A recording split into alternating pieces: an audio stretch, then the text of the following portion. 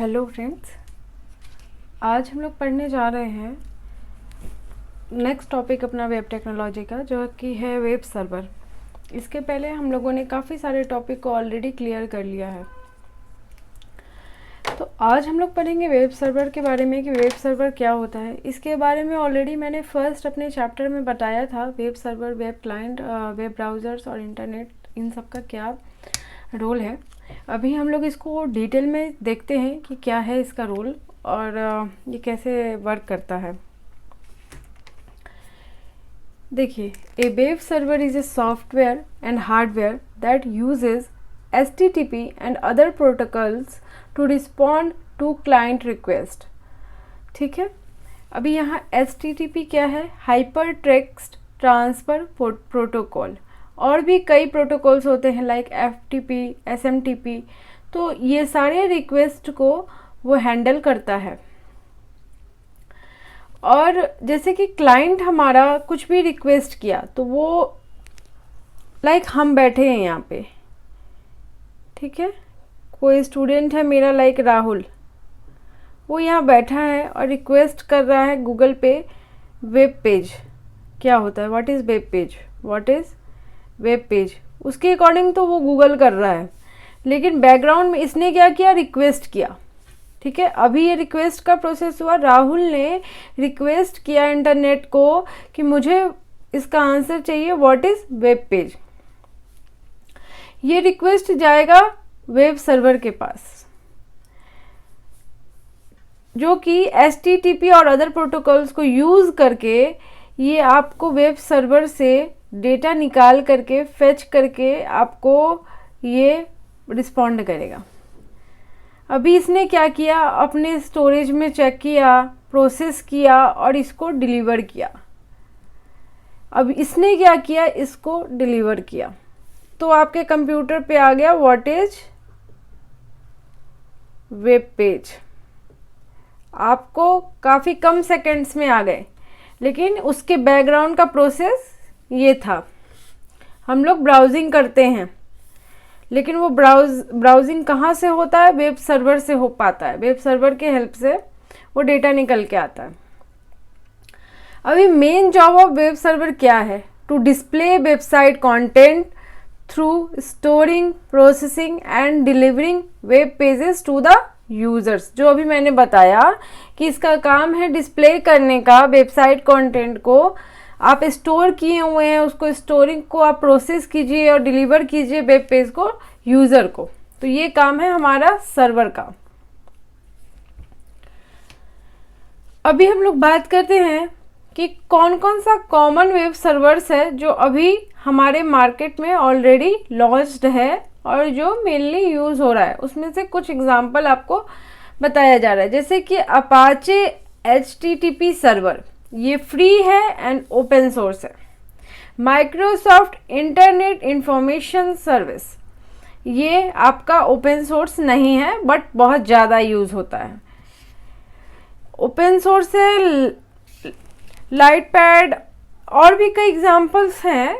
और जैसे कि हम लोग, आपने कभी भी कोई कोडिंग करी होगी PHP पर, तो आपने कुछ लोकल सर्वर को इंस्टॉल किया होगा। वो था XAMPP, WAMP और भी कई सर्वर्स। तो ये सब जो सर्वर हैं ये हमारे लोकल सर्वर हैं, जिसके माध्यम से ही आप अपने कंटेंट को प्रोसेस करके अपने लोकल सिस्टम में देख पाते हो। Without server this is not possible. या तो आपका लोकल सर्वर होगा या आपका मेन सर्वर पे आप काम कर रहे होंगे। जैसे कि अगर कभी कभी कंपनीज में क्या होती है, आप अपना लोकल सर्वर इंस्टॉल करो, उस पर अपना लोकल वर्क करके रखो, लेकिन फिर आप क्या करते हो? डेव सर्वर पे डालते हो। मतलब आप अभी लोकली अपने सिस्टम में सिर्फ चेक कर सकते हो, वो सिर्फ आपको आपके ही सिस्टम में शो होगा। आपको अपना प्रोजेक्ट किसी और के सिस्टम में सेंड करना पड़ेगा, तो वो अगर वो सर्वर रखा है तो उस चीज़ को प्रोसेस कर पाएगा। मतलब लोकल सर्वर के केस में क्या है, हर कंप्यूटर में अपना लोकल सर्वर होना चाहिए। एक किसी कंप्यूटर ने इंस्टॉल कर लिया तो वो दूसरा प्रोसेस नहीं कर सकता, उसके अपने सिस्टम में लोकली सर्वर इंस्टॉल होना चाहिए। अभी हम लोग देखते हैं कि टाइप्स ऑफ वेब सर्वर क्या होता है। एक है हमारा स्टैटिक वेब सर्वर, दूसरा है हमारा डायनेमिक वेब सर्वर। जैसा कि नाम से क्लियर हो रहा है, स्टैटिक मतलब क्या होता है, फिक्स्ड कंटेंट। तो सबसे पहले हम लोग देखते हैं स्टैटिक वेब सर्वर के बारे में, विच serves only static content pages, मतलब फिक्स्ड कंटेंट और फिक्स्ड पेजेस को जो आपको प्रोसेस करके दे, आपको सर्व करके दे, वो होता है स्टैटिक वेब सर्वर। अब क्या है हमारा, इसमें क्या है डायनेमिक में, it serves the latest and updated page. इस केस में क्या है कि वो पेज चेंज नहीं होता है, वो सेम पेज को ही आपको बार बार सर्व करेगा, वो स्टैटिक है, फिक्स्ड है। एज फॉर एग्जाम्पल, हमने कोई बैकग्राउंड में कोडिंग कर ली, ठीक है, कोडिंग किया हमने कि हमको चाहिए हेलो प्रिंट, और सर्वर बार बार क्या कर रहा है, जब भी हम उस कोड को रन कर रहे हैं तो वो सर्वर क्या कर रहा है, बार बार हम लोगों को सिर्फ हेलो प्रिंट करके देगा, हेलो प्रिंट करके देगा, हेलो प्रिंट करके देगा। That means local server.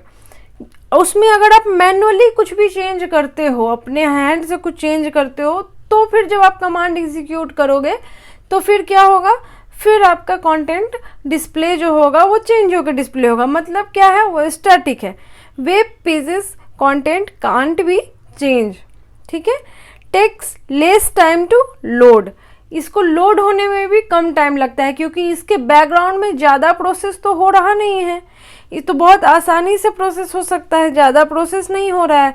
आप एक ही फिक्स्ड पेज को बार बार फेच करके दे रहे हो जो आपके टॉप में है, तो वो ज़्यादा टाइम नहीं लेता है। अब हम लोग बात करते हैं डायनेमिक में, तो ये क्या करता है, लेटेस्ट फाइल को ला करके देता है, अपडेटेड फाइल को ला करके देता है। जैसे कि आप गूगल पे जब करोगे ना कि वेब पेज क्या होता है, तो हर बार आपको अपडेटेड और लेटेस्ट फाइल मिलेगा।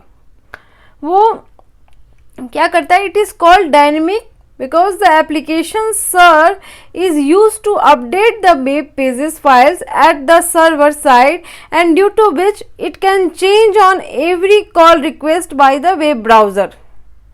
ठीक है, it is time consuming because it is produced when it is like redirecting from like a database, you are reading it from the database.